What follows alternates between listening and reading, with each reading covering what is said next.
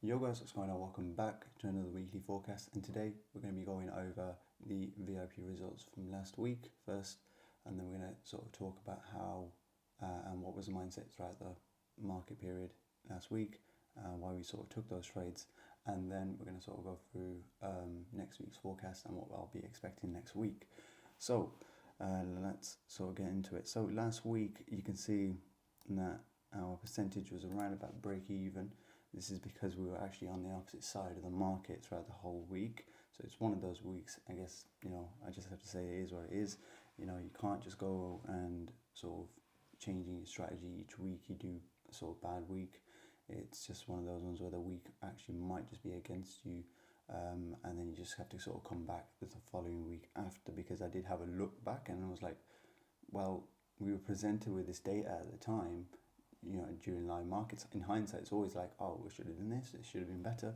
But at the time, I think we were provided with the data based on our strategy that we've been using for months, and then and this week it's just been sort of slow, choppy, range bound, roundabout entry, our entry of our trades, and we had to sort of get out. So let's have a quick look at the gold market. Where are we? Right about here. Pretty much this was most of last week, so from the 25th, so it's around about here.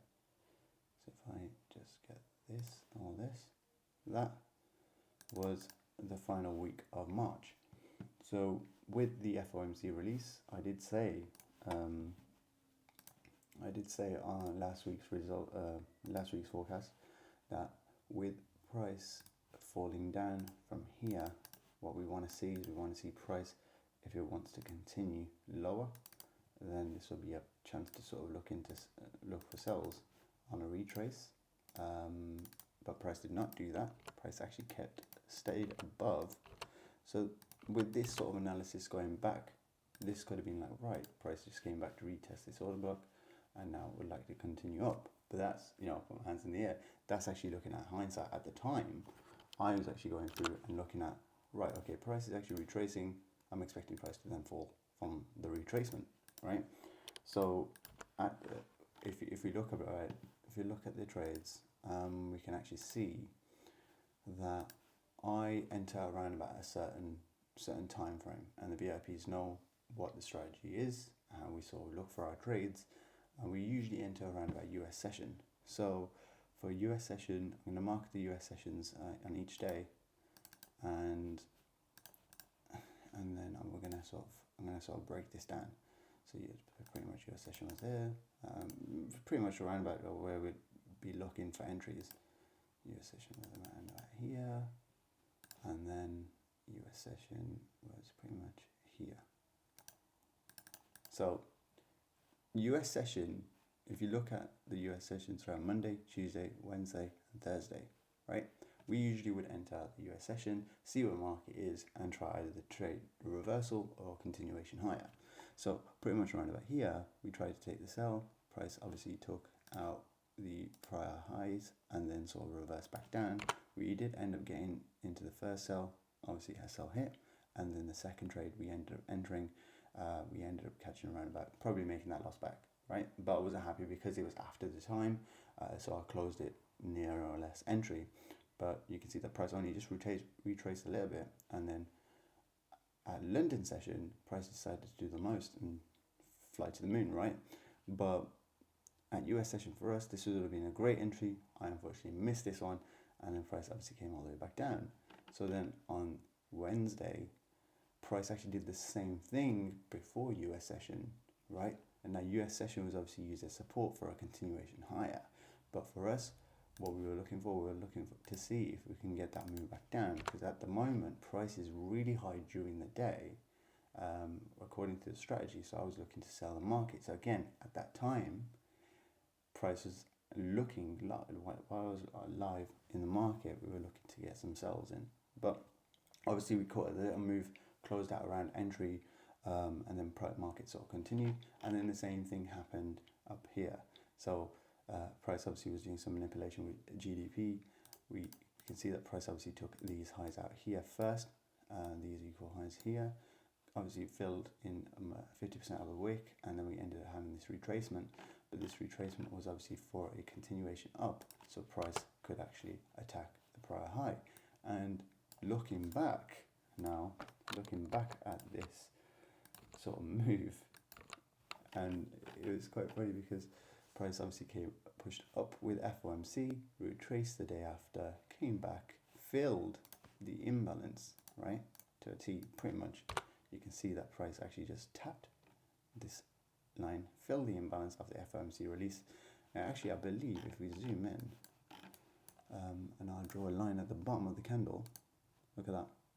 It just came back, fully cleaned up the FOMC release candle, and then once it did that, it went up, and then you can see from these highs here, you have a lower high, lower high, lower high, and this is a higher high, which shows that price is trying to break structure. Price then came back down and created a higher low, right? And then after price pushed up, came back down. Did it break any of these lows? No. So again, looking back, it's clear that the price has got this bullish momentum. And where do you think price goes with bullish momentum? Usually on gold. It attacks the prior high. The all-time high never stays an all-time high anymore. We've noticed this countless number of times. Pretty much if I start to zoom out, you can notice that this high here was on a retracement. We ended up getting that break. Price attacked the prior high.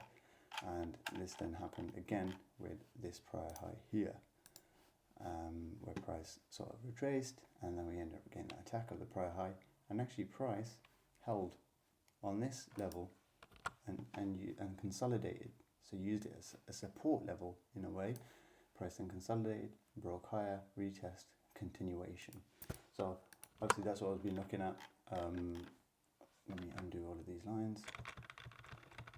Give me a sec. So this is what I've been looking at over the weekend, and to see how we can actually obviously improve going forward. And that is just pretty much what we had. It was one of those weeks, I guess.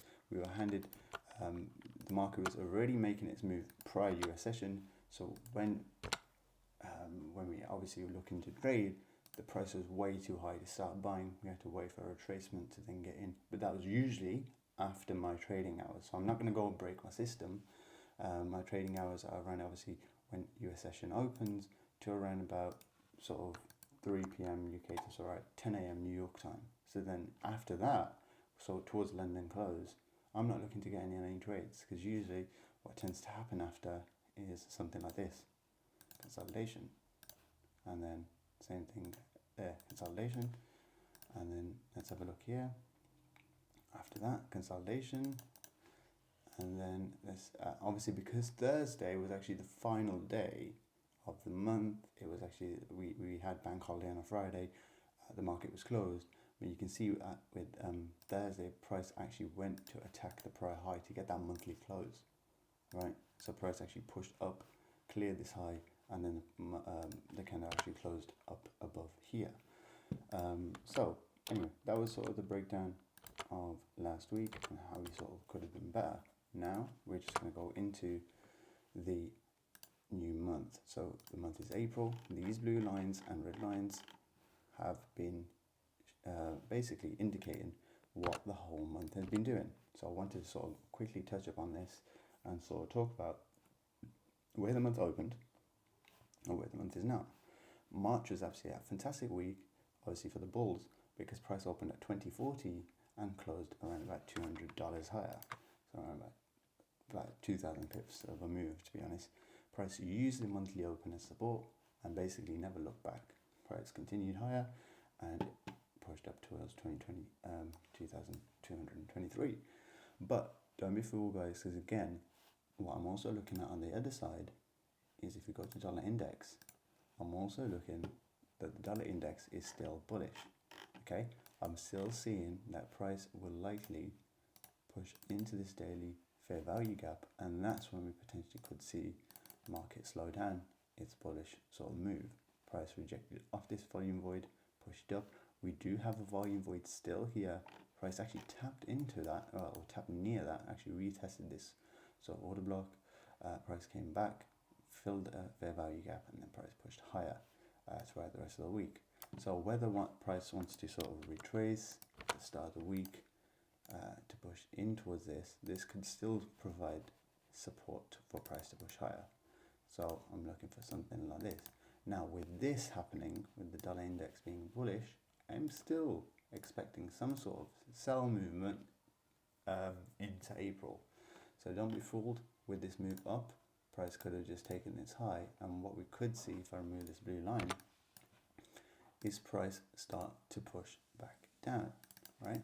Now this is the sort of key thing I'm going to be looking for, is with the monthly open. And again, I'm going to be touching more on this with the VIPs and how you can sort of use a monthly open to trade it. But with month opening, say around about this level here, I'm just going to, obviously because the monthly close, monthly will be wherever the monthly open, I'll adjust it. What I'm expecting is for price to potentially push up and use that for price to be a range band month, possibly trading within March's range with April. So I'm going to be looking at that, see if we can get anything like that. But that, I guess what we need to wait for is we still need to wait for some structure breaks. So again, what you'd want to do is mark your lows of the market, highs of the market, and then trade within that range. So if price wants to push up, you still wait for price to continue up unless some sort of key level structure is ended being broken and price cannot get back up, and then you're likely to see something like that. So going into next week, let's quickly see what we can get from a forecast level. Price is now pushed above a prior high, right? So now price is very high to see any more buys. Obviously, again, if you're sort of aggressive on buys, you can sort of keep buying, but I am waiting for the sells due to the dollar index being bullish. So I'm still waiting for gold to sort of recalibrate. So potentially what we could get is at the start of the month, price could push back below 22.05, and then from here I'll potentially be watching to see if price creates any sort of entry levels within this impulse down, and then we likely see price continue its move back down. So at a higher time frame, if you look and zoom out a bit, you can see that price has taken out this high, drop down, taken out this high, drop down, taken out this high. Price could potentially drop back down again to push higher. That is a scenario, but what we definitely want to see is we want to see these lows being broken, and then this will then show that price has now taken the high and now is ready. Is now ready to then move back towards the downside. So waiting on those confirmations from the market, because again, price action, reading price action, you want to see structure breaks. And last week was a key example of when price was moving down very quickly but failed to break structure, and that's why you seeing a continuation of the final week. So that is pretty much it from the gold weekly forecast. And again, if you guys enjoyed the video, let me know how the sound quality is. I tried to sort of improve it with a new microphone, and let me know if you guys want me to look at anything else. And yeah, hope you guys have a great April, great start to April, and it's been a Waste FX. Peace out.